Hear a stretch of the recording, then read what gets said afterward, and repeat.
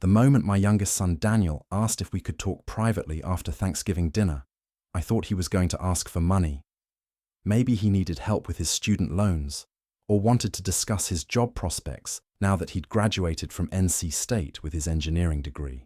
I never imagined that the conversation we were about to have would completely shatter my understanding of my own family and leave me questioning everything I thought I knew about the people closest to me. "Dad," Daniel said, his voice shaking as we sat in my home office while the rest of the family cleaned up in the kitchen. "There's something I need to tell you. Something I should have told you a long time ago." I looked at my 24-year-old son, this young man I'd been so proud of, and prepared myself for what I assumed would be a typical father-son conversation about money, career, or maybe relationship problems. I had no idea that the next 30 minutes would reveal a family conspiracy that had been operating around me for 3 years, making me a stranger in my own home. My name is William Matthews, but everyone calls me Bill. I'm 57 years old, and I own Matthews Accounting Services, a small but successful firm here in Hickory, North Carolina. I've been married to my wife Carol for 32 years, and we have 3 children. Michael, who's 30 and married with 2 kids of his own. Jennifer, who's 27 and teaches 3rd grade at the local elementary school. And Daniel, our youngest, who graduated last spring with a degree in mechanical engineering. I've always been proud of our family. We're not wealthy, but we're stable, close-knit, and supportive of each other. I worked long hours for decades to make sure all 3 kids could go to college without student debt. Carol and I hosted every holiday, attended every graduation, every wedding, every important milestone. We were the kind of family that other families looked up to: traditional values, strong work ethic, and unconditional love for each other. Or so I thought. "Dad," Daniel continued, taking a deep breath, "I'm gay. I've been in a relationship with someone for 3 years now, and I love him very much." I blinked, processing this information. Of all the things I'd been prepared to hear, this wasn't one of them. But as the words sank in, my first reaction wasn't shock or disappointment. It was love for my son and a desire to support him. "Daniel," I said, leaning forward, "thank you for trusting me with this. I know that couldn't have been easy to say." "That's not the hard part, Dad," Daniel said, and something in his tone made my stomach drop. "The hard part is what I have to tell you next." "What do you mean?" Daniel looked down at his hands, and when he spoke again, his voice was barely above a whisper. "Everyone else already knows, Dad. Mum, Michael, Jennifer, Sarah, the kids. They've all known for years.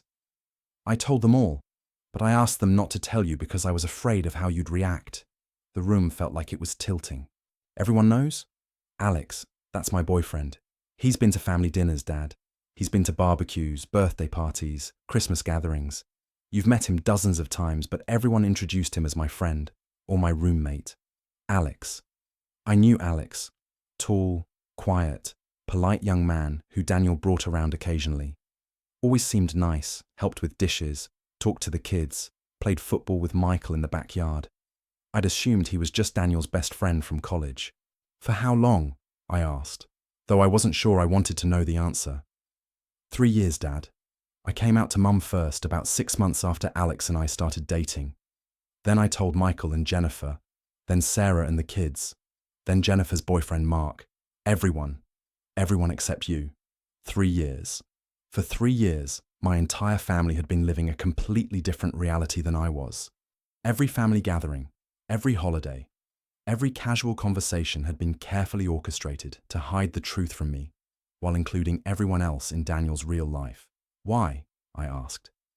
"Daniel, why would you think I wouldn't accept you? Because you're traditional, Dad. Because you go to church every Sunday. Because you vote conservative. Because you make comments about how things were different when you were growing up. Because I was terrified that telling you would change how you saw me. And I couldn't bear the thought of disappointing you. I felt like I'd been punched in the stomach. My son had been so afraid of my reaction that he'd chosen to exclude me from 3 years of his life rather than risk my disapproval. And worse, my entire family had agreed with his assessment of my character. So when Alex comes to dinner, everyone knows he's my boyfriend except you. When he helps Mum in the kitchen, she asks him about his job, his family, his relationship with me. When he plays with Michael's kids, they call him Uncle Alex. When Jennifer talks to him about books, she knows he's part of the family. You're the only one who thinks he's just my friend. The betrayal was overwhelming, but not in the way Daniel expected. I wasn't betrayed by his sexuality. I was betrayed by my family's complete lack of faith in my character. They had all decided, collectively, that I was the kind of father who would reject his son for being gay. And they had acted on that assumption without ever giving me a chance to prove otherwise. Daniel, I said, have I ever said anything, done anything, that would make you think I'd love you less for being who you are? No, Dad, but have I ever expressed hatred or intolerance toward gay people? Have I ever said anything that would make you think I'd reject my own son? Not exactly, but you're just traditional, conservative. I didn't want to risk it, so instead, you risked excluding me from your life for 3 years. Daniel started crying. I know it sounds terrible when you put it like that, but I was scared, Dad. And once I'd told everyone else and asked them to keep it secret, it became this huge thing that got harder and harder to undo. I sat back in my chair, trying to process the magnitude of what had been hidden from me. Every time Carol had been texting someone and quickly put her phone away when I walked into the room. Every time Michael or Jennifer had stopped talking when I joined a conversation. Every time there had been inside jokes or references I didn't understand. Every time someone had said, "You wouldn't understand," or "It's not important," when I asked what they were talking about. They hadn't been protecting Daniel from me. They'd been protecting themselves from having to deal with a reaction they'd assumed I would have, based on their own prejudices about who I was as a person. Who decided that I couldn't be trusted with the truth? I asked. It wasn't like that, Dad. Yes, it was exactly like that. Someone, probably your mother, decided that I was too narrow-minded, too intolerant, too whatever, to handle my own son being gay. And instead of having a conversation with me about it, instead of giving me a chance to surprise you with my love and acceptance, you all decided to just cut me out. I stood up and walked to the window, looking out at the backyard where we'd hosted so many family gatherings. How many of those gatherings had included conversations and moments that I wasn't privy to? How many times had my own family been having 2 different experiences? The real one, and the carefully sanitized version they presented to me. Dad, I'm so sorry, Daniel said behind me. I know this is a lot to process. Daniel, I need you to understand something, I said, turning back to face him. The fact that you're gay doesn't change anything about how I feel about you. You're my son, I love you, and I want you to be happy. If Alex makes you happy, then I'm happy for both of you. Relief flooded Daniel's face. Really? Really? But the fact that you and everyone else in this family decided I couldn't be trusted with the truth, that changes everything about how I see all of you. Over the next hour, Daniel told me everything. How he'd agonized about coming out to me for months before finally telling Carol. How Carol had immediately said, "We can't tell your father yet, he's not ready." How Michael had agreed that I would probably need time to adjust to the idea. How Jennifer had suggested that they wait until I seemed more open-minded about these things. They had all participated in creating a version of me that didn't exist, a bigoted, narrow-minded father who would reject his son, and then acted to protect everyone from this fictional version of myself. The worst part, Daniel said, is that Alex has been wanting me to tell you for over a year. He says it's not fair to you, and it's not fair to our relationship. He's been pushing me to have this conversation because he could see how much the lying was hurting everyone. So even my son's boyfriend, whom I barely knew, had more faith in my character than my own family did. When Daniel and I finally rejoined the family in the living room, I looked around at the faces of the people I loved most in the world and realized I was seeing them clearly for the first time in years. Carol, who had been keeping a secret from her husband of 32 years. Michael, who had brought his children to family gatherings where they played with their uncle's boyfriend while Grandpa was kept in the dark. Jennifer, who had participated in elaborate conversational dances to hide the truth from me. I need to speak with all of you, I said. The room went quiet. Carol looked terrified. Michael and Jennifer exchanged glances. Sarah, Michael's wife, suddenly became very interested in her coffee cup. Daniel told me about Alex, I said simply. The silence was deafening. I could see the panic in everyone's faces, the assumption that I was about to explode, reject Daniel, cause a scene. Instead, I walked over to where Alex was sitting on the couch, looking like he wanted to disappear into the cushions. Alex, I said, extending my hand. I understand I owe you an apology for not welcoming you properly into our family. I'd like to start over, if you're willing. Alex looked shocked, but he shook my hand. Mr. Matthews, Thank you. Please, call me Bill. You've been dating my son for 3 years. I think we're past formalities. I turned to address the rest of the room. I want everyone to understand something. The fact that Daniel is gay doesn't change anything about how I feel about him, or how I feel about Alex being part of our family. But the fact that all of you decided I couldn't be trusted with the truth, that's something we're going to have to work through. Carol started to speak. Bill, we were just trying to protect. You were trying to protect yourselves, I interrupted. You were trying to avoid having a difficult conversation with me by assuming the worst about my character and acting on those assumptions. Over the next several hours, we had the most honest conversation our family had ever had. Carol admitted that she had been the one to suggest keeping the secret from me, based on her fear that I would make everything complicated. Michael confessed that he had gone along with it because it seemed easier than dealing with potential family drama. Jennifer revealed that she had actually argued for telling me several times, but had been overruled by the others. The thing is, I said to all of them, you created the very problem you were trying to avoid. Instead of having one difficult conversation 3 years ago about Daniel being gay, now we have to have a much more difficult conversation about 3 years of lying and exclusion. Sarah, who had been quiet through most of the discussion, finally spoke up. Bill, I'm sorry. As someone who married into this family, I should have said something. It never felt right to me, but I didn't think it was my place. It was everyone's place, I replied. When you're part of a family, you have a responsibility to that family's honesty and integrity. The most painful part of the conversation came when I realized how much I had missed. Daniel told me about times when Alex had been sick and Daniel had been worried, but couldn't share his anxiety with me. Times when they had been talking about moving in together, getting a dog, planning a future, but Daniel had to pretend to be making these decisions as a single person. Times when Alex had wanted to ask me about Daniel's childhood, his interests, his dreams, but had to maintain the fiction that he was just a friend. I missed 3 years of getting to know the person my son loves, I said. I missed 3 years of being a real father to him instead of the carefully managed version of a father you all thought I could handle being. Daniel was crying again. Dad, I know I can't undo the time we lost, but can we try to move forward from here? Daniel, moving forward isn't the problem. The problem is rebuilding trust with people who fundamentally misunderstood who I am as a person. Over the following weeks, as we all tried to adjust to this new reality, I discovered just how extensive the deception had been. Carol showed me photos on her phone from family events I had attended, where Alex was clearly more than just a friend. Holding Daniel's hand, with his arm around him, looking at him with obvious affection. But I had been so focused on other things that I hadn't noticed.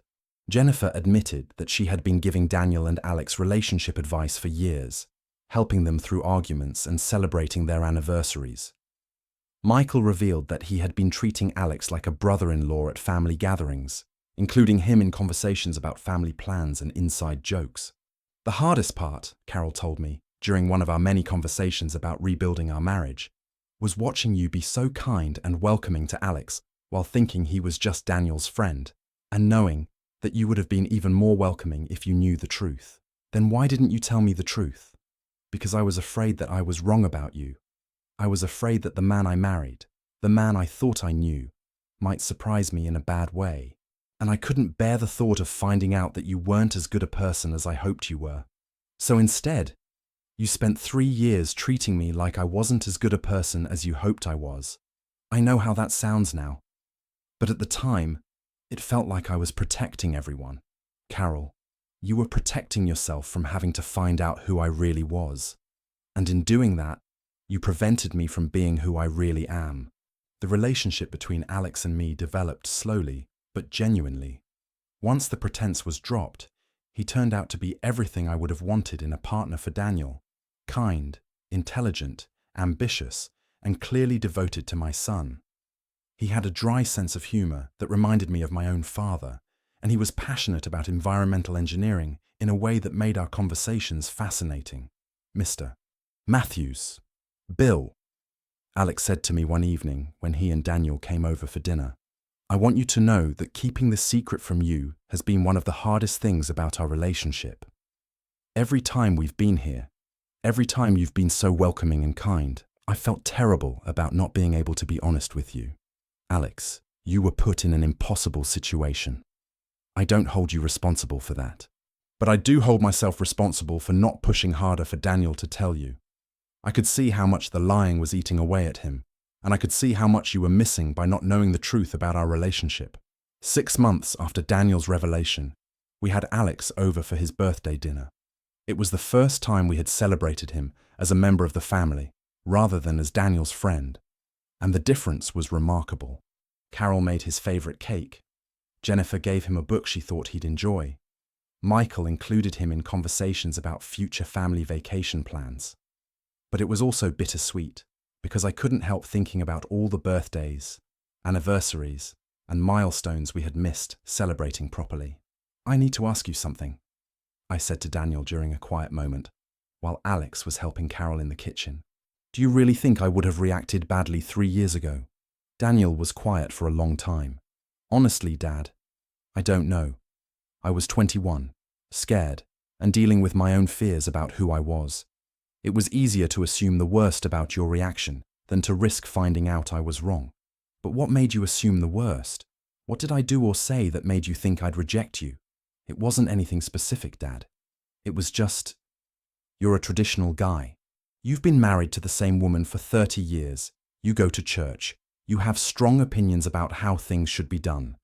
I guess I just assumed that your traditional values meant you wouldn't accept a gay son. Daniel, my traditional values are about hard work, honesty, loyalty, and taking care of your family. They're not about judging people for who they love. I know that now. I wish I had known it then. The hardest relationship to repair has been with Carol.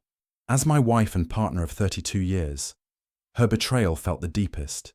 She had chosen to protect our son from a version of me that didn't exist, rather than trusting the man she had married and lived with for 3 decades. "Bill," she said during one of our counseling sessions, "yes, we needed professional help to work through this. I need you to understand that I was terrified. Not of you, exactly, but of the possibility that I had been wrong about you for all these years. But Carol, by assuming I would react badly, you guaranteed that I would be hurt. You created the very situation you were trying to avoid. I know that now. But at the time, protecting Daniel felt more important than protecting our marriage. You weren't protecting Daniel, Carol. You were protecting yourself from having a difficult conversation. And in doing that, you damaged our marriage, excluded me from our family, and taught our children that lying is acceptable when it's convenient. The counseling helped, but it couldn't undo the fundamental shift in how I saw my family. I had learned that the people I loved most in the world were capable of elaborate deception when they decided it was for my own good.